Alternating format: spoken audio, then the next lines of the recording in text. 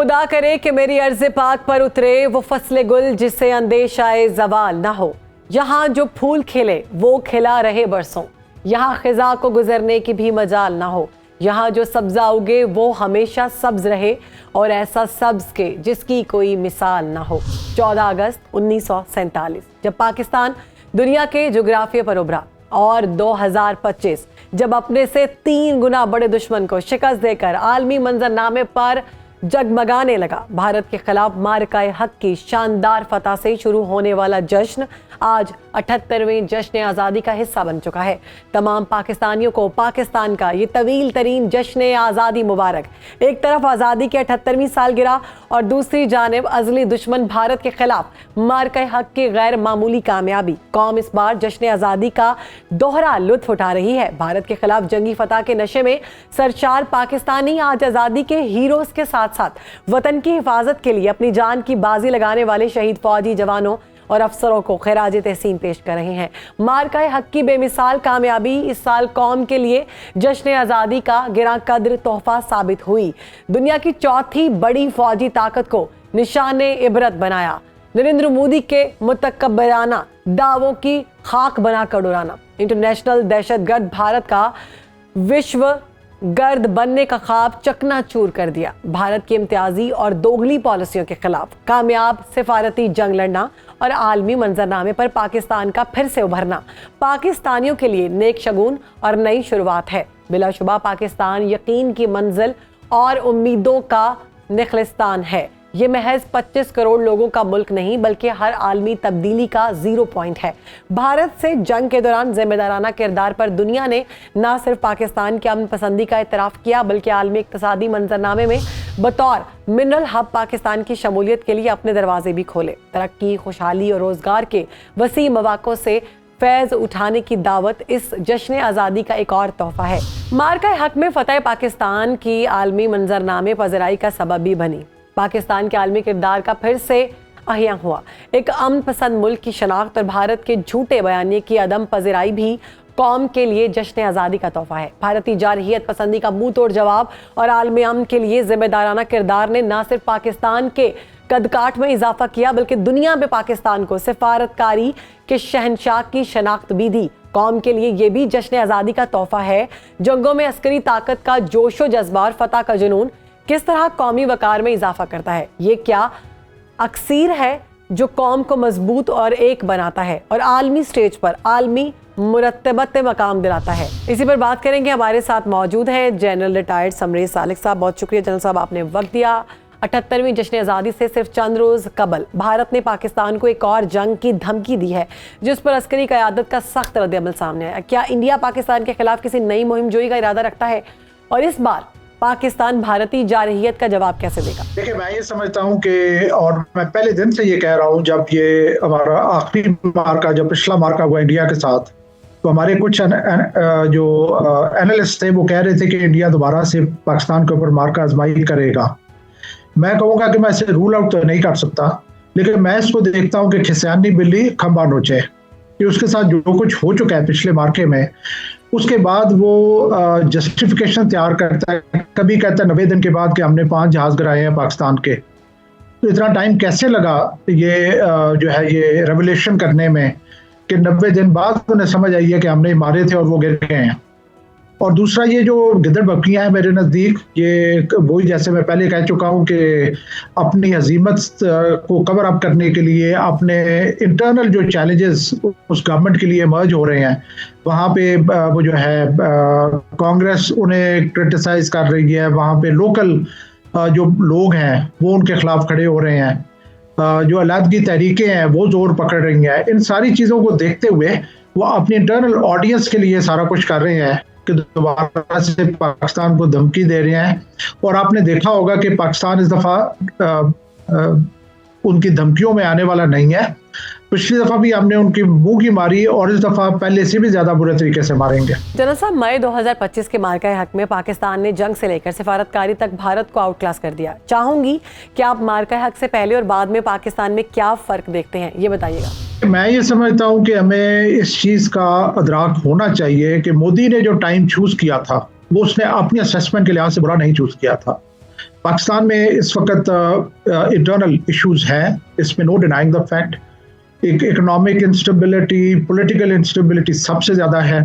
Inter-provincial harmony के issues थे, let's say जब ये इंडिया ने मार्का ये किया है, तो मोदी का ये ख्याल था कि ये वो वक्त है कि जब कि मैं इन सारी प्रॉब्लम्स को और ज़्यादा बढ़ावा दे सकता हूँ. उसने पाकिस्तान के खिलाफ ये मार्का आजमाई करने की कोशिश की, लेकिन अल्लाह ताला के फजल से हमारे अंदर बजाय डिवीजन के मजीद यूनिटी आई और जो हमारे जो इश्यूज थे वो कुछ हद तक सेटल हुए. लेकिन हैविंग सेड दैट, आप देख रहे होंगे कि अभी दोबारा से वो प्रॉब्लम्स हमारी दोबारा से अपना सर उठा रही हैं. जैसे टेररिज्म जो है वो बहुत ज़्यादा बढ़ रहा है. 2017 में हमने काफ़ी हद तक इस इशू पे काबू पा लिया था, अब टेररिज्म दोबारा से सर उठा रहा है. हमारी प्रॉब्लम जो है वो अफगानिस्तान के साथ एग्जिस्ट करती हैं, बलूचिस्तान में इश्यूज हैं, केपी में इश्यूज हैं, इंटरनल पॉलिटिकल डिफरेंसेस हैं और बहुत मैं ये समझता हूँ कि ये चीज़ें दोबारा से बढ़ रही हैं. तो अगर हमने अपने आप को तैयार करना है किसी फ्यूचर मिस एडवेंचर के लिए जो इंडिया की तरफ से आ सकता है, तो हमें अपने अंदर के जो डिफरेंसेस हैं, जो इश्यूज हैं, इनको रिजॉल्व करना होगा और अपने हाउस को इन ऑर्डर करना होगा. बिल्कुल ठीक है. मार्का हक की फतह ने जंगी नजरिया ही नहीं बदला, बल्कि जंगी हरकत को 180 डिग्री तक घुमा कर रख दिया है. पाक अफवाज की महारत और कसीरुल जहती हमला करने की सलाहियत खुलकर सामने आई है. कम वसाइल के बावजूद बेहतरीन दिफाई हिकमत अमली और मुख्तलिफ असलहे की तैयारी कैसे मुमकिन हुई? देखिए, मैं ये समझता हूँ कि डेफिनेटली बीइंग अ मुस्लिम हमारा ये टोटल फेथ और बिलीव है कि अल्लाह की रज़ा के बगैर कुछ नहीं हो सकता. अल्लाह ताला की ख़ास मेहरबानी थी पाकिस्तान के ऊपर और डेफिनेटली हमारी जो एयरफोर्स की प्लानिंग, हमारी एयरफोर्स की टेक्निक ऑफ फाइटिंग और जो एयरफोर्स ने, पाकिस्तान एयरफोर्स ने ये जो इलेक्ट्रॉनिक वॉरफेयर में जो इंडिया के ऊपर एज हासिल किया था, उसकी मैनिफेस्टेशन हमें इस कॉन्फ्लिक्ट में नज़र आई और अल्लाह ताला ने हमें कम वसाइल के बावजूद ज़्यादा बड़े रिजल्ट्स दिए. प्रैक्टिकली स्पीकिंग पहले 3-4 घंटों में इंडिया जो है वो नॉकआउट हो चुका था और इंडिया ज़मीन पे पड़ा हुआ था. अगले 36 घंटे इंडिया की एयरफोर्स में ये सकत नहीं थी कि वो जहाज़ जो है वो हवा में आ सकें. तो इस सिचुएशन में इंडिया बहुत ज़्यादा वल्नरेबल था. उसके बाद पहले 3-4 घंटों के बाद जो अगले 10-12 दिन ये जो प्रॉब्लम चली है, उसमें फिर इंडिया की जो प्रॉब्लम थी और बढ़ी और फिर उसने चीखना शुरू कर दिया सीज फायर के लिए. तो मैं ये समझता हूँ कि लीडरशिप को क्रेडिट जाता है, हमारे जो स्ट्रेटेजिस्ट हैं उनको क्रेडिट जाता है जिस तरीके से जंग लड़ी गई. और इसमें जो बहुत बड़े जो पहलू थे जिनका मैं जिक्र करना चाहूँगा, सबसे पहले अल्लाह की रज़ा. नंबर 2, जिस तरीके से चाइना हमारे पीछे एज अ रॉक खड़ा हुआ. चाइना की जो पॉलिटिकल स्टेटमेंट्स थी कि हम किसी भी हद तक जाएंगे पाकिस्तान की खुद मुख्तारी को कायम रखने के लिए, चाइना ने जिस तरीके से हमें सपोर्ट किया इन एवरी डोमेन, उसने बहुत ज़्यादा जो है वो इम्पोर्टेंट रोल प्ले किया. और तीसरी बात मैं ये कहना चाहूँगा कि जो पब्लिक थी वो होली सोली आर्म फोर्सेस के पीछे खड़ी हो गई अपने दुश्मन के खिलाफ. तो ये वो चंद पहलू थे जिसकी वजह से हमें अल्लाह ताला ने कामयाबी बख्शी.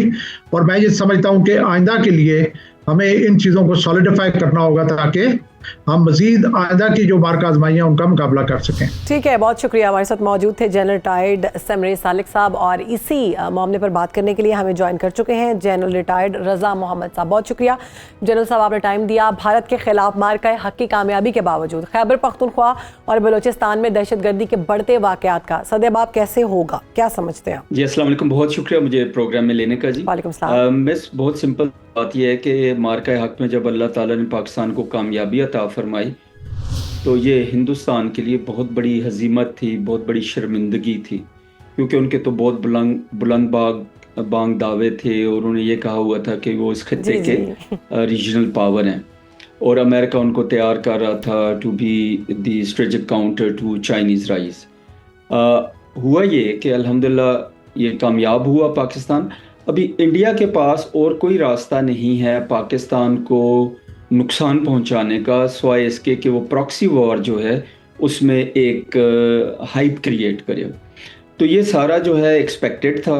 जिस वक्त पाकिस्तान को फतह याबी अल्लाह ने दी और पूरी कौम को अल्लाह ने फतह दी तो ये एक्सपेक्टेड था. तो ये जो फितनतुल हिंदुस्तान है और फितनतुल खवारिज है, ان کی جو فنڈنگ ہے، جو ٹریننگ ہے، جو پاکستان میں ان کی انسرشن ہے، وہ بہت زیادہ انکریز ہو گئی تھی. تو ابھی اللہ کا شکر ہے، جب سے کل سے ہم نے خبر سنی ہے کہ امریکہ نے ان کو گلوبل ٹیررسٹ آرگنائزیشن ڈکلیئر کر دیا BLA کو، تو یہ ہندوستان کے لیے بھی ایک ذک کی بات ہے اور ایک ان تنظیموں کے لیے بھی. تو یہ بیسیکلی اسی وجہ سے جی کہ ریئیکشن ہے کہ ان کی جو شکست ہوئی ان کے لیے یہ آسان طریقہ ہے کہ پاکستان میں پراکسی وار کو ہائٹ دیں.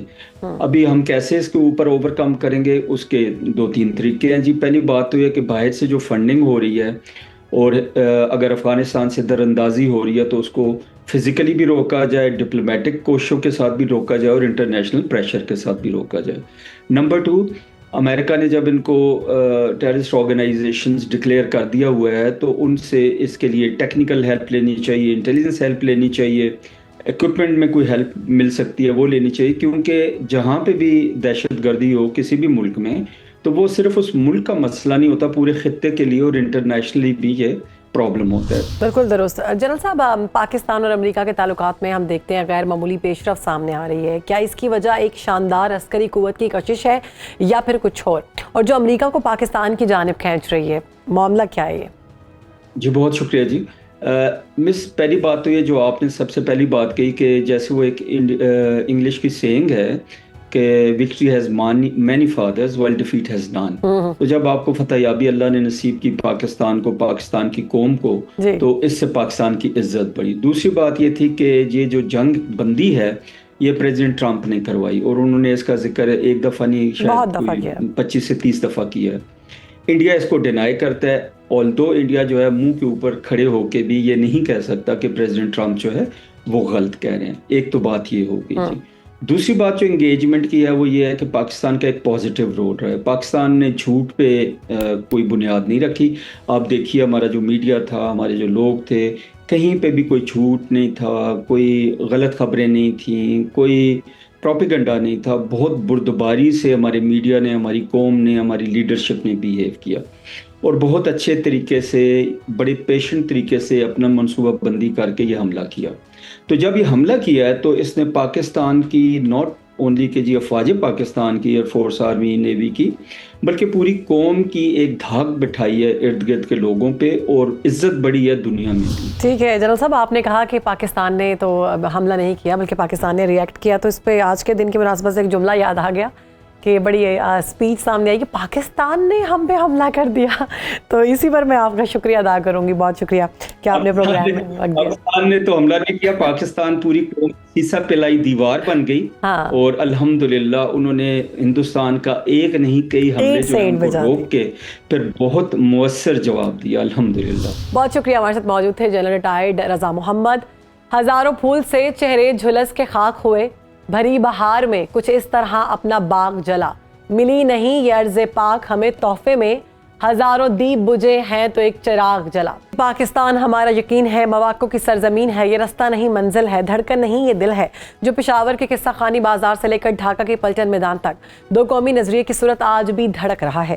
جی ہاں، وہ دو قومی نظریہ جسے اندرا گاندھی نے سکوت ڈھاکہ کے وقت خلیج بنگال میں دبونے کا دعویٰ کیا تھا، لیکن وقت کے بدلتے دھارے نے ہندوتوا کی روایتی انتہا پسندی کو بے نقاب کیا. کل کے مشرقی پاکستان اور آج کے بنگلہ دیش میں شیخ مجیب کے مجسموں سے لے کر بنگلہ بندھو کے اعزاز تک بنگلہ قومیت کی ہر نشانی حرف غلط کی طرح مٹا دی گئی. آج بنگلہ دیش پھر سے اپنے تشخص کے سفر پر ہے، وہ تشخص جس کی لہریں دو قومی نظریے کے بہرے بیکراں سے ملتی ہیں اور جس کا اظہار آج ڈھاکہ اور چٹاگانگ میں لہراتے سبز ہلالی پرچم ہے. بنگلہ نوجوانوں کے پاکستان زندہ باد کے نعرے ہیں. علاقائی سیاست کے بدلتے منظرنامے کی روشنی میں قیام پاکستان کی جدوجہد سے جڑے ان حقائق پر بات کریں گے جو دشمن پراپیگنڈے کی زد میں ہیں. ہمارے ساتھ موجود ہیں پروفیسر یوسف عرفان صاحب. بہت شکریہ آپ کا عرفان صاحب، آپ نے وقت دیا.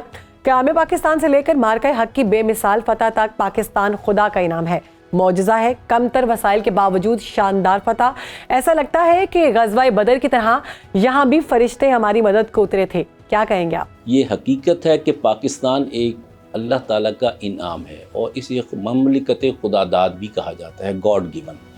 یہ گاڈ گیون کیوں ہے؟ اس کا ایک طویل پس منظر ہے اور یہ کسی کی نفرت یا محبت میں نہیں، یہ فکر اسلامی اس کی بنیاد ہے اور اس میں جتنا کام اولیاء اللہ اور علماء نے ادا کیا ہے، مشائخ نے ادا کیا ہے، وہ اپنے دور کا ایک لافانی کام ہے۔ اگر اس پہ ہم نظر ڈالائیں تو حضرت علامہ نے 8 اور 9 مارچ 1944 میں علی گڑھ کو ایڈریس کرتے ہوئے کہا تھا کہ پاکستان اس دن قائم ہو گیا تھا جب ایک غیر مسلم ہندو نے یا بت پرست نے یا مشرک نے اسلام قبول کیا تھا۔ اس کا سبب یہ ہے کہ اسلام ایک آئیڈیالوجی ہے، ایک نظریہ ہے، ایک فکر ہے جس کو زوال نہیں، اور مملکت ریاست مدینہ کی بنیاد بھی فکری تھی، اور یہ بھی ایک فکری بنیاد ہے، اور اس میں جھول آتے ہیں مگر وہ چلے جاتے ہیں۔ اب اس طرف دیکھیے تو تمام، اگر ہم نظر ڈالیں، ہندوستان کے تمام علماء، خاص طور پہ اولیاء اللہ، کوئی گدی ایسی نہیں تھی جو قائد اعظم کے ساتھ نہیں کھڑی تھی، اور ان سب نے رویائے صادقہ کی شکل میں، مراقبے کی شکل میں اور یعنی کشف کی شکل میں پاکستان کو بنتے دیکھا تھا۔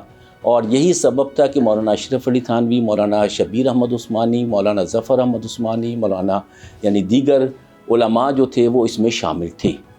اب ایک چھوٹی سی مثال کہ ایک واقعہ مولانا قمر الدین سیالوی صاحب کے حوالے سے ہے، مولانا فخر الدین سیالوی صاحب نے بیان کیا، جو میری کتاب میں بھی شامل ہے، کہ ٹیوانا جو ہے خوشاب سرگودا کہ وہ مسلم لیگ کے صدر بھی تھے، انہوں نے پاکستان کی حمایت میں اعلان کیا اور قائد اعظم علیہ الرحمہ کو اپنا لیڈر مانا۔ تو ٹیوانے جو تھے وہ ان کی منت کر رہے ہیں، ڈانٹ رہے ہیں، انہیں تکلیف دے رہے ہیں، پھر حتیٰ کہ انہوں نے اپنے گھر کی عورتیں برہنہ پا اور برہنہ سر بھیجیں کہ ان کو خالی ہاتھ نہیں لوٹانا۔ تو اس وقت انہوں نے فرمایا کہ آپ میری بیٹیاں ہیں، میری بہنیں ہیں، مگر میں نے جو کچھ دیکھا ہے وہ حقیقت ہے جس کو میں جھٹلا نہیں سکتا، اور وہ حقیقت یہ ہے کہ روز محشر عرفات کے مقام پر ہم موجود ہیں، مجمع ہے، ہندوستان کے سارے علماء، اولیاء اللہ، مشائخ سب لوگ موجود ہیں، قائدین، اور حضور صلی اللہ علیہ وسلم ایک اونچی جگہ پر موجود ہیں، صحابہ کرام موجود ہیں، اور اس دوران حضور صلی اللہ علیہ وسلم فرماتے ہیں کہ محمد علی جناح کدھر ہیں، انہیں لے کر آؤ، اور جب وہ آتے ہیں تو وہ پاکستان کی فائل ان کے حوالے کرتے ہیں۔ پھر آپ نے یہ دیکھا ہوگا کہ پاکستان کے حوالے سے قائد اعظم علیہ الرحمہ کا وہ خواب جو راؤنڈ ٹیبل کانفرنسز کے بعد ہوا تھا، وہ یہ تھا کہ حضرت علامہ قائد اعظم نے ہندوستان میں رہنے کا فیصلہ کیا تھا، کیونکہ نہرو رپورٹ اور گاندھی اور ان لوگوں کا جو گٹھ جوڑ تھا انگریزوں کے ساتھ، ان کا کہنا یہ تھا کہ فقط 2 قومیں بستی ہیں یہاں، اور 2 قوموں میں مسلمان کہیں نہیں تھے۔ خیر کمیونل ایوارڈ ہوا، اور اس وقت قائد اعظم علیہ الرحمہ نے ایک خواب دیکھا، کہہ لیجیے ایک ملاقات کی جاگتے میں، اور نبی محترم صلی اللہ علیہ وسلم نے فرمایا کہ جناح آپ ہندوستان جائیں، آپ کی آزادی کے حوالے سے آپ کی ضرورت ہے، میں آپ کے ساتھ ہوں، پاکستان بن کے رہے گا۔ اور یہی سبب تھا کہ آپ نے دیکھا کہ تمام مشائخ اس کے ساتھ تھے۔ اب پاکستان بن گیا۔ اب پاکستان بننا ایک معجزے سے کم نہیں تھا، اس نے سپر پاور کو ہرایا تھا۔ برٹش امپائر جو تھی وہ پاکستان بنانا نہیں چاہتی تھی، مسٹر ایٹلی، لارڈ ماؤنٹ بیٹن اور جنرل آکنلیک، ان کے بیانات موجود ہیں۔ جی پروفیسر صاحب، جشن آزادی پر بھارت کے خلاف جنگی فتح کے ساتھ ساتھ بنگلہ دیش کے منظرنامے سے عوامی لیگ، حسینہ واجد اور بھارت کی بے دخلی اور پاکستان کے ساتھ تعلقات کی بحالی، دوہری خوشی ہے، کیسے دیکھتے ہیں آپ اسے؟ الحمدللہ، جیسے کہ ابھی میں نے ذکر کیا کہ پاکستان ایک فکر اسلامی کی بنیاد ہے، اور فکر جو ہوتی ہے یہ ختم نہیں ہوتی، نظریہ ختم نہیں ہوتا۔ اور مجھے اچھی طرح یاد ہے کہ جب سقوط ڈھاکہ ہوا تھا تو بہت سے اہل دل، حساس لوگ اس خبر کو سن کر یعنی فوت ہو گئے تھے کہ کیا پاکستان کی آرمی کافروں کے آگے سرنڈر کرے گی؟ یہ تو تاریخ میں نہیں ہوا۔ ہم نے اس کو برابرلی اسٹڈی بھی نہیں کیا، یہ ایک سازش تھی، ایک لمبی طویل سازش تھی جس کے دانے بانے پر کام ہونا چاہیے اور بحیثیت مسلمان ہونا چاہیے۔ اب دوسری بات کہ میں نے اس وقت بھی اہل دل جو تھے ان کی محفلوں میں یہی بات چلتی تھی کہ جلد آ ملیں گے، سینہ چاک آنے چمن سے سینہ چاک، اور ظلمت رات کی سیما پا ہو جائے گی۔ غداروں کو سزا ملی، اور وہ نظریہ جو تھا، اور آپ کو یاد ہے کہ آل انڈیا مسلم لیگ کی بنیاد انگریز نے نہیں رکھی تھی، وہ پارٹیشن آف بنگال کی ریکوائرمنٹ تھی جس میں مسلمانوں کی بہتری کے امکانات تھے، جس کے لیے آل انڈیا مسلم لیگ بنائی گئی تھی، اور یہ ڈھاکہ میں بنی تھی۔ بنیادی طور پر اس کے بنانے والے نواب سلیم اللہ خان جو تھے وہ ڈھاکہ سے بلانگ کرتے تھے اور پاکستان کی تحریک وہاں سے چلی تھی. کیا وہ یکدم ختم ہو سکتی تھی؟ نہیں. وہاں پہ یہ ضرور ہے کہ غیر مسلم آبادی بہت زیادہ ہے، مگر اس کا یہ مطلب بھی نہیں کہ مسلمان غافل تھے. اپنوں نے بہت کچھ غلط کیا، مگر اس کا نتیجہ آپ نے دیکھا کہ آج یعنی جو قوتیں تھیں وہ ساری ختم ہوئی. اور مجھے اچھی طرح یاد ہے کرنل فاروق صاحب نے یعنی شیخ مجیب الرحمان کو یعنی ان کے دستے نے مارا تھا اور ان کو لاہور آئے تھے، تو میری ملاقات پروفیسر مرزا منور صاحب کی وجہ سے میری ملاقات بھی رہی، اور اس میں انہوں نے کہا کہ ہم اسے گرفتار کرنا چاہتے تھے، مگر اس شیخ مجیب الرحمان کے بیٹے کہیں ابھی مفتی بانی کے ساتھ مل کے قتل و غارت کر کے آئے تھے، انہوں نے ہم پر فائرنگ کی جس کے جواب میں یہ مارے گئے، ورنہ ٹریزن کا کیس چلایا جاتا اور آج جو فکری مغالطے پیدا ہوتے ہیں وہ ختم ہو جاتے. دوسرا یہ ہے کہ ایسٹ پاکستان اور ویسٹ پاکستان یہ دنیا کی واحد مثال تھی کہ دو علاقے دینی اخوت کی وجہ سے اکٹھے ہیں، یعنی جس میں علاقائیت نہیں تھی، جس میں صوبائیت نہیں تھی، جس میں لسانیت نہیں تھی. اور آج آپ نے دیکھا کہ انہوں نے کہا کہ یہ خطہ پاکستان ہے. اور پھر دوسری بات، انڈیا نے جو رول ادا کیا تھا اس میں انڈیا کا وہ حصہ نہیں بنے. انہوں نے اپنے سیپریٹ آئیڈینٹی بحال رکھی ہے. وہ سیپریٹ آئیڈینٹی الحمدللہ دوبارہ اسی قوت سے ظاہر ہوئی ہے، اور اس میں جنرل ضیاء الحق صاحب نے جو کام کیا تھا، چین کے ساتھ ان کی دوستی کی تھی، اور آج یہ پاکستان، جنرل ضیاء الرحمان بھی یہی پاک آرمی کے تھے، جنرل ارشاد بھی پاک آرمی میں یہیں پہ کاکول سے گئے تھے، پھر کرنل فاروق جنہوں نے انہیں مارا تھا وہ بھی یہیں کے تھے، اور ان کا یہی کہنا تھا کہ میں ری یونیفیکیشن کے لیے کام کر رہا تھا. مگر الحمدللہ ایک عوامی یعنی لہر آئی ہے جو دوبارہ ہمیں لوٹ کے وہیں لے گئی جو 1947 کی حقیقت ہے. اور اس کی وجہ سے خطے میں اتنی بڑی تبدیلیاں آئیں گی کہ انڈیا سینڈوچ ہوتا جا رہا ہے. اور جو چیز ہے کہ ہم ہندو نہیں ہیں، ہم بت پرست نہیں ہیں، اور ہمارا ایک دینی یکجہتی ہے وہ ابھر کر آ رہی ہے. الحمدللہ یہ ایک وہ قوت ہے جو خطے میں اسلام کو زندہ بھی رکھے گی، مسلمانوں کو محفوظ بھی رکھے گی، اور بت پرستوں کو ان کے انجام پر بھی پہنچائے گی. بالکل ٹھیک ہے. جولائی انقلاب 2024 بنگلہ دیش کے تشخص کی تلاش کا سفر کہا جا رہا ہے. کیا حسینہ حکومت کی بے دخلی، شیخ مجیب کے مجسموں کی مسماری اور عوامی لیگ پر پابندی بنگلہ قومیت سے برات اور دو قومی نظریے کی جانب مرجعیت کا سفر ہے؟ یہ مراجعت ہی ہے، یہ لوٹ کر آنا ہی ہے. مگر اس عرصے میں جو گند ڈالا گیا اس کا اندازہ نہیں لگایا جا سکتا. میرے بعض دوست جو پولیس آفیسرز ہیں، احمد مکرم صاحب یا دیگر، یہ لوگ گئے ہیں تو انہوں نے بتایا کہ جب ہمیں یعنی پولیس اکیڈمی میں لے کے جایا جاتا تھا جہاں حسینہ واجد نے یعنی پاکستان کا جھنڈا زمین پہ لگا رکھا تھا کہ اس پہ پاؤں رکھ کر آؤ، اور ارد گرد جھوٹی تصویریں لگا رکھی تھیں پاک آرمی کے حوالے سے کہ ظلم کر رہے ہیں. آج وہ لوٹ کر دوبارہ آ گئے کیونکہ جھوٹ کے پاؤں نہیں ہوتے. اور دوسرا یہ ہے کہ یہ پہلے دن بھی پاکستان ہی کا حصہ تھا، فقط سازش پریویل کر رہی تھی. مسعود مفتی صاحب کی کتاب ہے چہرے، اگر وہ پڑھ لیں، وہ 7 دن یہ کیا کہتے ہیں پی سی میں 7 دن رہے تھے پاکستان آنے سے پہلے، وہاں ڈی سی تھے یہ، اور انہوں نے کہا کہ جب سرنڈر کیا گیا ہے تو ہر بنگالی کا چہرہ اتر گیا تھا کہ ہم یہ سب کچھ نہیں چاہتے تھے، ہماری مرضی کے خلاف ہوا ہے کہ کوئی مسلمان غیر مسلم کے آگے ہتھیار ڈالے. سازشوں کا انجام اچھا نہیں ہوتا، مگر یہ ہے کہ ہم نے لوٹ کے جب آئے ہیں تو یہ عوامی تحریک اسی جذبے کے ساتھ آئی ہے جو 47 میں تھا. دوسرا یہ ہے کہ وہاں پر بھی مختلف عناصر موجود ہیں، یہ نہیں کہا جا سکتا کہ حسینہ واجد ایک دن میں نکل جائے گی. پھر دوسرا یہ ہے کہ وہاں پر بھی عالمی طاقتوں نے اپنی نظر جما رکھی ہے. اس تحریک میں جن لوگوں نے سب سے زیادہ کردار ادا کیا تھا، ابھی میں سمجھتا ہوں کہ ان کی حکمرانی آنا ہے. ابھی یہ ایک کولیشن سی شکل ہے، مگر اس کولیشن کی بھی مراجعت جو ہے، رخ جو ہے، ڈائریکشن جو ہے، وہ نظریہ پاکستان ہے. اور نظریہ پاکستان کا مطلب ہندوستان کے اندر بھی اس پہ اثرات پڑیں گے اور پوری دنیا پر اس کے اثرات پڑیں گے. اور پاکستان اور ہندوستان اور ایسٹ پاکستان یہ دونوں اکٹھے ہوں گے اور ہو کر رہیں گے. پروفیسر صاحب، کچھ خود ساختہ دانشور دو قومی نظریے کو برصغیر میں ہندو مسلم جھگڑے کی ابتدا قرار دیتے ہیں، جبکہ حقیقت میں ایسا نہیں ہے.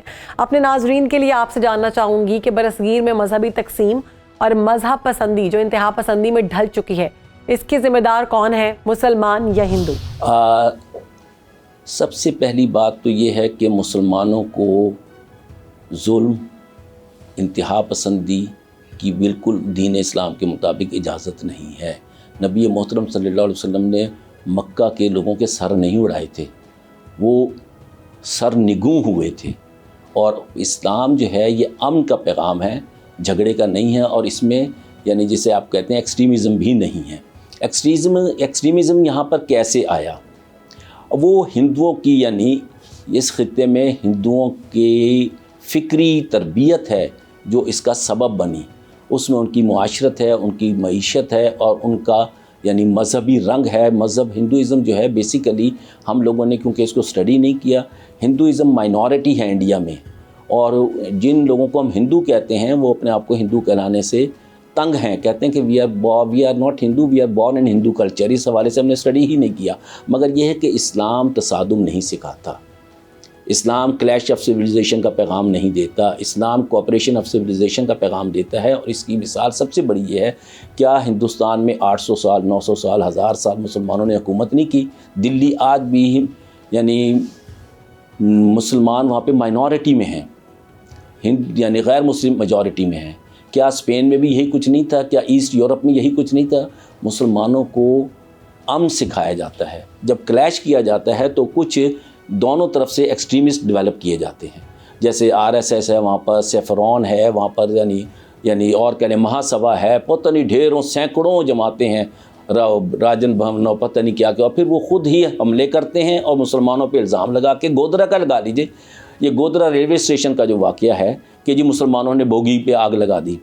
انڈین سپریم کورٹ کا ورڈکٹ ہے کہ کسی مسلمان کا اس میں ہاتھ نہیں تھا، یہ خود ہندوؤں نے لگائی تھی، مگر جب تک فیصلہ آیا اس وقت گجرات میسیکر ہو چکا تھا۔ یہ وہ حقیقت ہے۔ مسلمانوں کو تو یہاں تک کہا گیا ہے کہ آپ نے کسی غیر مسلم کی بھی جان نہیں لینی، اس کی جان بھی اسی طرح معزز محترم و مکرم ہے جس طرح عام مسلمان کی۔ اور اس میں ایکسٹریمزم میں سمجھتا ہوں کہ یہاں پر پاکستان کے اندر بھی جوشیلے نوجوانوں کو دین کا حقیقی روپ دکھانے کے بجائے انہیں ایک جذباتی روپ دکھا رہے ہیں۔ آپ کیا سوال اپنے آپ سے نہیں کر سکتے کہ بھئی کیا نبی محترم صلی اللہ علیہ وسلم پہ مکی زندگی میں کیا کیا مسائل تھے، کیا کیا مصائب تھے؟ اور جب مدینہ منورہ میں ریاست قائم ہوئی ہے تو وہاں میثاق مدینہ رکھا گیا تھا، وہاں پر غیر مسلموں کو بنیادی انسانی حقوق دیے گئے تھے، جو قائد اعظم علیہ الرحمہ نے بھی یعنی 11 اگست کی اسپیچ میں یہی بات کہی تھی کہ بنیادی انسانی حقوق اور ریاستی حقوق ایکول ہیں، مگر مذہبی طور پر آپ لوگ آزاد ہیں، اپنے مندروں میں جائیں، اپنے گرجا گھروں میں جائیں، اپنے گردواروں میں جائیں، اور مسلمان اپنی مساجد میں جائیں۔ اس کا یہ مطلب نہیں ہے کہ ایکسٹریمزم جو ہے یہ، اور پھر جہاں پر جب انگریز آیا تھا تو وہ صلیبی روح کے ساتھ آیا تھا، اور ایسٹ انڈیا کمپنی بنیادی طور پر زائنزم کی ابتدائی شکل تھی، یہودیوں کی ایک شکل تھی۔ ان سب نے مل کر اس خطے میں یعنی وہ انتشار پھیلایا، وہ افتراق پیدا کیا، وہ مزاحمت پیدا کی، جو ایک قوت بن کر آج ہمارے سامنے کھڑی ہے۔ مگر تصادم سے حالات حل نہیں ہوتے، مگر مسلمانوں کو جہاد کی وجہ سے تصادم کا جواب دینا بھی آتا ہے۔ بہت شکریہ، ہمارے ساتھ موجود تھے پروفیسر یوسف عرفان صاحب۔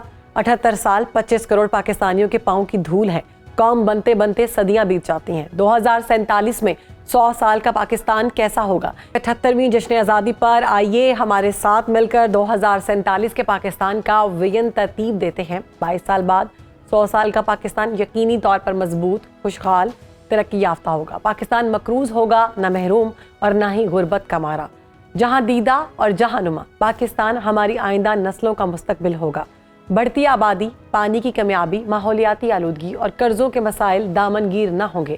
100 سال کا پاکستان تہذیب کا گہوارہ اور تاریخ کا آئینہ ہوگا۔ دنیا ہمیں ہمارے ذمہ دارانہ کردار سے پہچانے گی، ہم طاقت کا سرچشمہ ہوں گے اور عالمی طاقتوں کا توازن بنیں گے۔ لیکن یہ سب ہوگا کیسے؟ کیا ہمارے پاس 100 سال کے پاکستان کا کوئی روڈ میپ ہے؟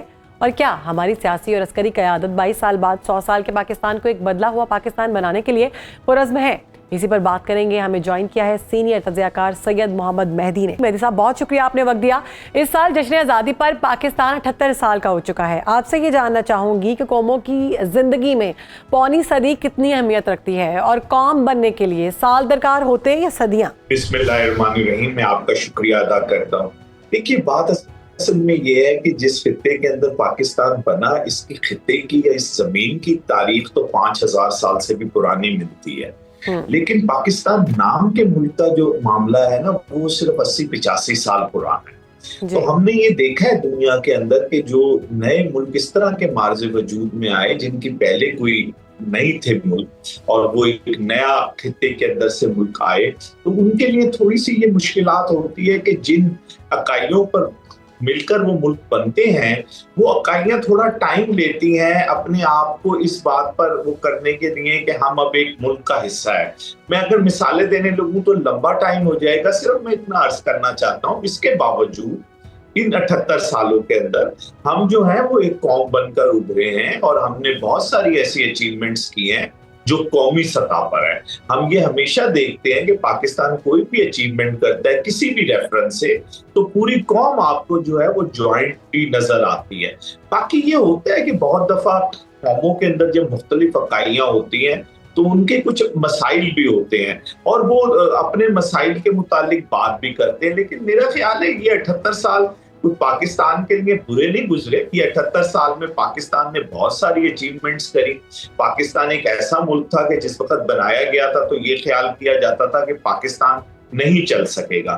پاکستان کے جو دشمن تھے وہ یہ بات بابانگ دوہل کہہ رہے تھے کہ اس ملک کو بہت جلدی واپس ہندوستان کا حصہ بنا، لیکن پاکستان نے ہر شعبے کے اندر اپنے آپ کو آگے بڑھا کر چلا گیا اور اس میں اتنی کامیابی حاصل کری پاکستان نے کہ آج یہ تصور ختم ہو چکا ہے کہ پاکستان جو ہے وہ کوئی ایسا ملک ہے جو ختم ہو جائے گا یا ایسا ہو جائے گا، اور پاکستان جو ہے وہ اپنا بھرپور کردار ادا کر رہا ہے پوری دنیا کے معاملات کے اندر بھی، پاکستان کے اندر بھی۔ اگر ہم اس کے اچیومنٹس کی بات کریں تو ہر شعبے کے اندر پاکستان نے، کیوں نہ وہ سائنس اور ٹیکنالوجی کی بات ہو، اس کے اندر آپ پاکستان نے 1957-58 کے اندر ایٹامک کمیشن بنایا اور وہ پھر کہاں تک پہنچا۔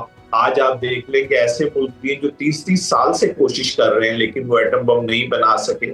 پاکستان نے اپنی مسلح فوج کو جس طرح تیار کیا اس کی مثال ابھی چند ماہ پہلے آپ کے سامنے ہے۔ اسی طرح پاکستان کے اندر ایجوکیشن، پاکستان کے ڈاکٹرز، پاکستان کے انجینئرز، پاکستان کے پروفیسرز، تو جس شعبے میں بھی بات کرو، ایسا نہیں ہے کہ صرف کسی خاص خطے کے لوگ جو ہیں وہ بھر کر سامنے آئیں۔ اگر ہم اوور آل پاکستان کو دیکھیں تو اوور آل پاکستان جو ہے، پاکستان کے کھیل، پاکستان جو ہے وہ ایک ایسے ملک کے طور پر جو پہلے سال ہی جب پاکستان بنا 1948 کے اندر اولمپکس ہوئے لنڈن کے اندر، تو پاکستان کی ٹیم جو تھی وہ پہلے 4 کے اندر شامل تھی، سیمی فائنل کھیلنے والی ہاکی ٹیم تھی اور پھر جلدی اس نے گولڈ میڈل جیت لیا۔ تو ہم نے بڑی بڑی اچیومنٹس کی ہیں، تو ہم یہ نہیں کہہ سکتے کہ ان 78 سالوں میں ہم ایک قوم نہیں بن سکے۔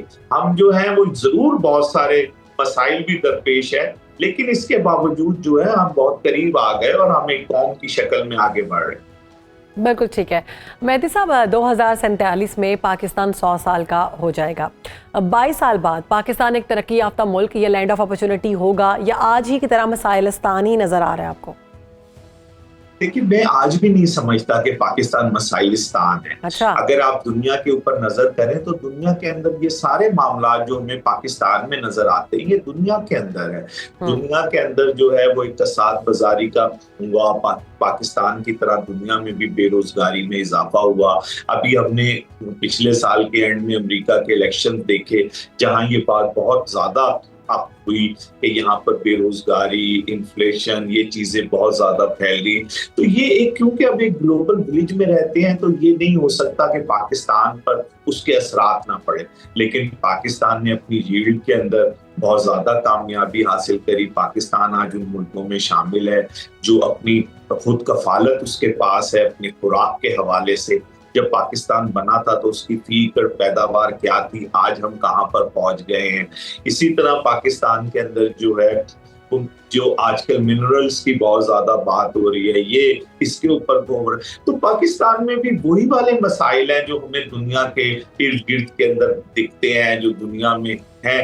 ٹھیک ہے کہ پاکستان کا مسئلہ یہ ہوا کہ پاکستان کا ایک دشمن جس میں سے پاکستان نکل کر آیا تھا، اس نے ہمیشہ پاکستان کو ایکسیپٹ نہیں کیا اور ہمیشہ یہ کوشش کی کہ پاکستان کو کسی طرح کمزور کیا جائے، کسی طرح پاکستان کے اوپر پریشر بلڈ رکھا جائے۔ پھر دوسری طرف جو ہمارا مغربی بارڈر تھا وہاں پہ تسلسل کے ساتھ ایک جنگ کی صورتحال رہی, ایک افراتفری کی صورتحال رہی, جس کی وجہ سے پاکستان پر اثر پڑا, ایک دہشت گردی کا سلسلہ شروع ہوا جس میں ہزاروں پاکستانی جو ہے وہ شہید ہو گئے. تو یہ ضرور یہ مسئلے ہیں, اس پہ آنکھیں بند نہیں کی جا سکتی, لیکن ان مسئلوں کو صرف یہ کہہ دینا کہ یہ صرف پاکستان میں, تو یہ غلط ہوگا. میرا خیال ہے کہ آنے والا وقت اس سے بہتر ہوگا, اور جو آپ نے ابھی بات کری کہ 2047 میں پاکستان کیسا ہوگا, اس سے بہت بہتر ہوگا, اور پاکستان کے اندر یہ جان ہے کہ وہ اس سے کہیں بہتر ہو سکتا. انشاءاللہ امید کرتے ہیں کہ بہت بہتر ہو. اور جیسا کہ آپ نے اپنے جواب میں کہا کہ دشمن جو ہے اس نے ہمارا پیچھا نہیں چھوڑا. 2025 میں درپیش مشکلات اور مارکہ حق کی فتح کے بعد عالمی منظرنامے میں پھر سے ابھرنے کے تناظر میں 2047 پر عمل درآمد کا امکان کیا دیکھ رہے ہیں آپ؟ بہتر ہوگا؟ دیکھیے بات اصل میں یہ ہے کہ یہ تو پاکستان کی جو لیڈرشپ ہے, جو پاکستان کے اندر لوگ اس وقت کمانڈ کر رہے ہیں, اب یہ تو ان کا ٹیسٹ کیس ہے. پاکستان کا جو قوم تھی, پاکستان کی جو اس وقت کی جنگ کی اسٹریٹجی تھی, اس میں تو پاکستان کو اللہ تعالیٰ نے کامیابی دلا دی. اب اس کے بعد کا جو وقت ہے وہ کس تیزی کے ساتھ ہم استعمال کر سکتے ہیں, کس تیزی سے ہم آگے بڑھ سکتے ہیں, یہ لیڈرشپ کا. میرا ذاتی سا خیال ہے کہ مئی کے بعد سے لے کر اب اگست تک ہمیں جس تیزی کے ساتھ آگے بڑھنا چاہیے تھا, اس میں ابھی ہمیں کچھ کمی نظر آتی ہے, اور ہمیں بہت ساری جگہ پر گیپس نظر آتے ہیں. اس کو جتنی جلدی ہم فل کر لیں گے, اسی تیزی کے ساتھ پاکستان جو ہے وہ مزید بہتری کی طرف جائے. امید کرتے ہیں کہ پاکستان مزید بہتری کی طرف جائے, اور ہماری دعا بھی ہے. بہت شکریہ. ہمارے ساتھ موجود تھے سینئر تجزیہ کار سید محمد مہدی, اور اس سارے معاملے پر گفتگو کر رہے تھے. اس پروگرام سے ہمیں اجازت دیجیے, انشاءاللہ اگلے پروگرام میں آپ سے ملاقات ہوگی. تب تک کے لیے اپنا خیال رکھیں. اللہ حافظ.